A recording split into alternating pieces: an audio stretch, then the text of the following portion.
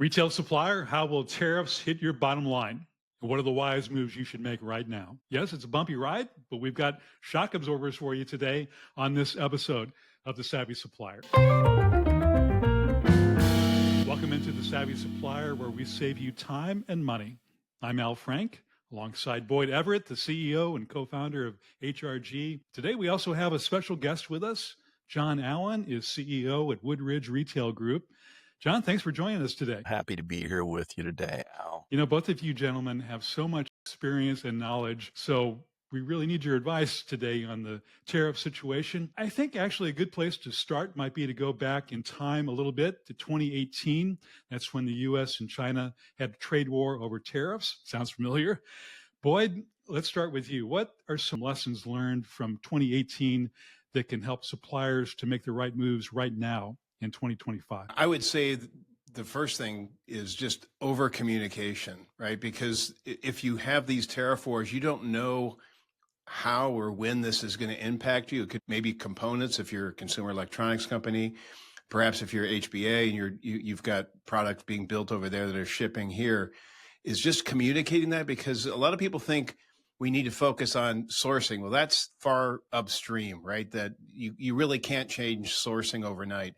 But what you can change overnight is communicating with the people in merchandising and also in the supply chain, right? Because this could impact your on hand and the inventory that you have available. So a lot of times people don't think about the things that aren't within their control. They're too focused on, I wish we had multiple points of sourcing, and they don't look at it from the perspective of, this could impact our on time and in full. So we need to communicate, this is what's available, this is the inventory available, and then also the pricing. And a lot of retailers have in their master service agreement or master vendor agreement that you have to give them 30, 60, 90 days dating ahead of a price increase. So those are some of the things that are top of mind from where I sit. John, any thoughts on that? Any lessons learned from 2018 that suppliers can take advantage of? There were hard lessons learned from 2018. 2018 was a wake-up call for suppliers. And it was more than just about pricing. As Boyd says, it's about transparency. And you quickly found out which suppliers were guessing.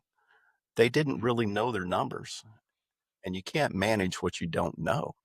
So really digging into the details, really understanding all aspects of your cost for an item and what the repercussions are of those changes with the tariffs.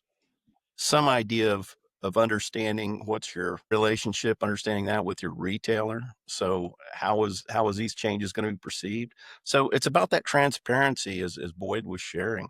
You know, how are you really giving them hard numbers that they can truly understand, rather than just a general email, but being specific with what your issues are and working with a retailer to really find a solution that's going to work for both of you.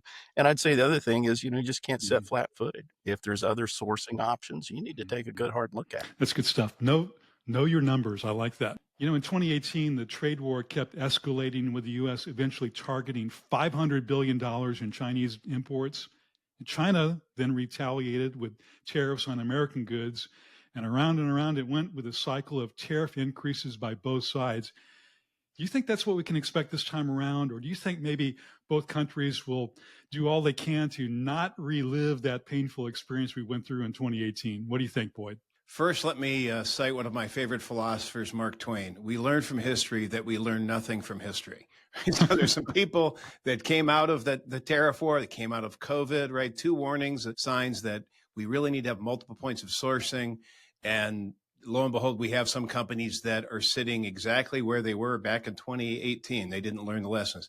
Now, there are companies that did. One of our clients has multiple points of sourcing. So this, even though it's going to inflict some pain, but not nearly as much as some other companies where they just double down on their sourcing out of China. And now they're at a point where they're at the mercy of these tariffs. And the only thing they have going for them is just over communicating to their customers, the retailers, in hopes that that communication will stave off any additional fines or penalties that'll eat away at their bottom line. John, what do you think the most likely economic impact of tariffs will be? Do you think it will lead to higher inflation? And if so, Who do you think will bear the biggest burden from that? If we're going to get into quotes, I'm going to start with Yogi Berra. All right. It's going to be deja vu all over again. The impact to both, there's a couple of things going on, I would say. One is just there's a twist. We have a much more fragile supply chain than we did pre-pandemic. So we're not anywhere near what the costs were. It's higher to ship and certainly lower than it was during the pandemic. There's labor issues. There's instability. You look at what's going on even over in the Red Sea, there's geopolitical issues. It's harder to ship. Now we're having to take boats around the Horn. So there's stacks and stacks of costs that go on top of these tariffs. And what we're hearing from our retailers is they're really trying to hold the line on pricing as much as possible. In fact, talking to some of my peers here in this area, suppliers who've gone forth with price increases have not fared very well. So I think in short term, we're not going to see a lot of change. I think if this goes on, weeks more, it's ultimately the consumer that's going to bear the cost. We saw this in 2018. Average family was impacted about $800 through these tariff costs. I don't know that we're going to see that this time, but I just don't believe if this goes on, long term, we're going to see anything but increased prices in stores. Boy, to see you shaking your head. Would you echo those thoughts, or you think something else is going to happen? Yeah. So I think as we talked earlier, I think this is going to be something that we're going to see surprises that we didn't anticipate. Some of them are going to look very familiar to COVID, to 2018 tariff wars. I really think where this is going to land is somewhere where you're going to see companies that have multiple points of sourcing gaining market share over those that don't, right? So there's going to be some risk and reward for those companies that decided to diversify because there is additional expense, right, when you have multiple points of sourcing. So those companies will be more resilient. The companies that are really tied into China, and it's really hard to extricate yourself from China because, as you recall, before we got into the tariff wars back, I think it was 2017, and it bled into 2018, there was components, electronic components, where there was a sudden surge because Tesla was taking off and there was other technology intensive applications and there was a demand for those components. And I remember we have a pretty large presence in the TV space and in the consumer electronic space. And a lot of them, we were working with them to communicate that they're going to have to pass on a price increase sooner than they had planned, simply because they were absorbing those component pricing because the demand was so high. So I think what we're going to see is we're going to see some companies rewarded for moving to those multiple points of sourcing. And then we're going to see some companies that are going to be punished because maybe they're a little too aggressive in raising their prices. And the way I see it from my perspective is essentially suppliers are going to have to choose where are we going to take the risk. And by that risk, they're going to have to basically take the risk that they're incurring and build it into the pricing, right? So if they've got people in merchandising within the retailers and they're not really aligned with passing on immediate price increases as the supply chain dictates, well, they're going to have to bake that risk into their everyday price, right? So I think it's going to be interesting to see how this shapes the industry. But either way, it's either going to be the consumer or the shareholder. I just don't see any other person that's going to pick up this tab, right? I mean, it's going to come out one way or the other. John, do you think in the end the Trump administration will be able to correct the trade imbalance with China? And will they be able to stop China from stealing hundreds of billions of dollars worth of intellectual property? That's a question we'd all like answered today. But I really believe if you just look at what's happened in the last few weeks, you've got more than 20 pending agreements ready to go with countries. I think one of the most significant ones is India. So India is one of the tougher trade partners that we have. And I think correcting that imbalance with India is going to go a long way. And again, that's a tough trading partner. The sketch is already in place for that plan. We've also seen countries like Vietnam that really has some emerging powerhouse infrastructure coming along that's offered a zero tariff.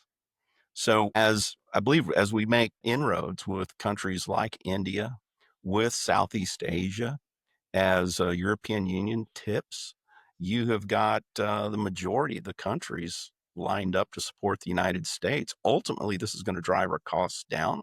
It's going to be better for our country. China, at some point, we will get an agreement. If you go back to 2018, that was a year-long discussion. And, some of the risks that Boyd's already pointed out is you have choke points in the supply chain where if everybody's shifting to another country, that country doesn't necessarily have the capacity to take on the work. And so you do get tied to China. And I think eventually we will have a better agreement with China.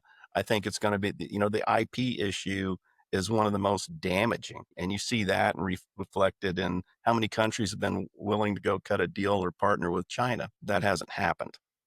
So there was talk that they would partner with South Korea, Japan, etc. None of that happened. Why? They have not been a good trade partner, and the theft of intellectual property is just rampant.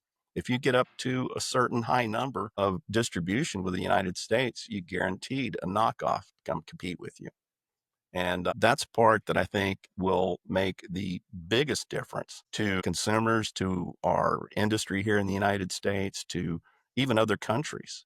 So ultimately, I think it's going to be good, not just for the U.S., I think it's going to be good for the world. When the dust settles, I think we're just in a season that if you have a plan, if you've gained 3 or 5 plans, it's even better.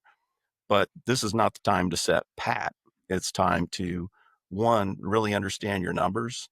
2, be very proactive with your sourcing. There are opportunities out there that are unexplored. I've found some for some of my clients that have kept them, within sense of where they were previously. But, the biggest thing is, you can't control the waves, but you can build a better boat if you're on top of your numbers. Boyd, you've got economists on both sides of this thing, such divergent opinions. Some economists predicting that raising tariffs will cause a slowdown in the economy. Others are predicting the economy will boom once we begin cutting new trade deals. As John just pointed out, other countries lining up with trade deals. And once those start to happen, it could be really good things. Quite a range of outcomes, though. How should suppliers prepare for a future when the outlook is so unclear at the moment? Well, one of the concerns that I'm having just as we're talking through this is what do you do with the companies, the retailers, and even some suppliers that were very aggressive in pulling in as much merchandise as they could before the tariffs hit?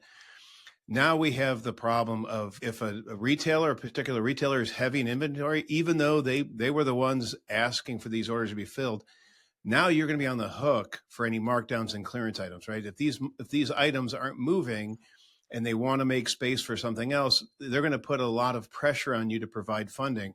We saw this happen multiple times in COVID. They were looking for essentially the hand sanitizers and all that. Those orders were constantly being cut. They were constantly replacing them. Then the other merchandise that really wasn't that important to have, they were trying to push it out the door, right? They wanted to make room for the things that were in high demand. So one of the concerns I have is, right, we have just-in-time inventory where everything is just made so that it's almost like a timing pattern in football where you throw the ball before the person even looks back and makes the cut, is that you've got that sort of scenario across all of our retailers. And then if you have a glut of inventory, you're going to have to deal with that. And so one of my concerns is you'll have some people sitting on inventory where maybe the margins weren't as great because they had to rush those orders in. And now they're going to be on the hook for paying for those markdowns on the way out. So there seems to be a lot of risk that we don't necessarily have a line of sight to. This might not be as big an issue, but if this were to drag out for a couple of months, I would expect we'd be in a situation where there might be heavy in some inventory, and then maybe they're out of stock, and that you could be fined for not fulfilling those orders. One anecdote is during COVID, one of our clients had an item that was extremely high demand, and that item was in such high demand that several retailers decided they weren't going to waive the on time and full for those orders. And I remember talking to an individual that was over the U.S. operations, and he was complaining about all these different fines he was getting from all the major retailers. And I shared with him that this is essentially like an arms race, is that each retailer wants to make it more painful for you to cut their order versus the competition. And as I walked him through this, he just looked at me and said, Boyd, how does that help us make any more of these items? And I said, it doesn't. I'm sorry, Jim, but it doesn't, but we had a meeting that was supposed to go a half an hour. It went to an hour and a half just as we went through each scenario. But essentially we got them to a place where they were doing a better job communicating their forecasts and hedging that. So those fines weren't as painful, but that initial shock, he was unaware of why some of those fines were structured that way. And it was a matter of just inflicting pain. John, it's kind of a strange time that we're living in right now. We've talked about some things that suppliers should do, but are there some things that suppliers should not do right now? Yeah, I would say this. I mean, one, you've got to look at the long term. I think if you're reacting to the daily news and it's changing at such a rapid rate, you could quickly find yourself in a bad situation. But it all goes back to, as we open this conversation, less about pricing, more about transparency with your buyers. If you're not communicating, if you don't know your numbers, if you're not on top of that, and you can't articulate that to your buyer, you're in a world of hurt. So ignoring the problem is the worst thing you can do. Setting back and really gaming, 3 to 5 scenarios is most helpful for your business. Let's look at all the possibilities, but simply ignoring the situation and trying to conduct business as usual is a case for failure. As Boyd was saying earlier, you go back to the 2018 scenario, those that had really thought through their processes, thought through their numbers, that had contingency plans, they gained shelf space because in the chaos, others are going to fumble, right? They're just going to lose the whole of their business, or they're going to panic and do something that's really not in the best interest of their business and fail through that way. I've looked at this chaos and in my conversations with my clients. Through the chaos, there's opportunity. Through the chaos, others are going to fail. This is an opportunity to possibly get more items on the shelf. But those that stay pat, those that don't know their numbers, you're making a critical mistake that's going to literally cost you. Boyd, any final thoughts for suppliers today?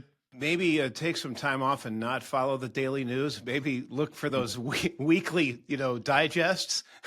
Give yourself a break. Because I know as I'm reading these stories, I'm feeling like I'm a day trader. I have no skin in the game other than my client's skin. And yet I got some anxiety dealing with the news. So yeah, I think maybe we all need to step back and take a breath and take a beat and try to enjoy life. It's spring. Let's get outside and get away from the news feed. I think that's really great advice. Could be better for our blood pressure for sure. So, gentlemen, thanks for your wise advice today. It is a confusing time for suppliers, maybe a nervous time for them as they try to sort out their options. But I want to mention that the experts at HRG are able to take a look at your particular situation and can help you get a clearer picture of what you need to do right now. If you're not sure what your costs really are, if you're not sure what steps you should be taking right now, here's your invitation. Contact us. We can help you. You can go to the website at hrg-audit.com, hrg-audit.com, or you can call us at 479-616-1600. You can email us at info@hrg-audit.com. All of these ways to contact us are there in the show notes for you. So don't hesitate to reach out to HRG to schedule a free strategy call. It's a crucial time for you, and HRG is here to help you. Our wish for you is this: wiser decisions, fewer deductions. See you next time on the Savvy Supplier.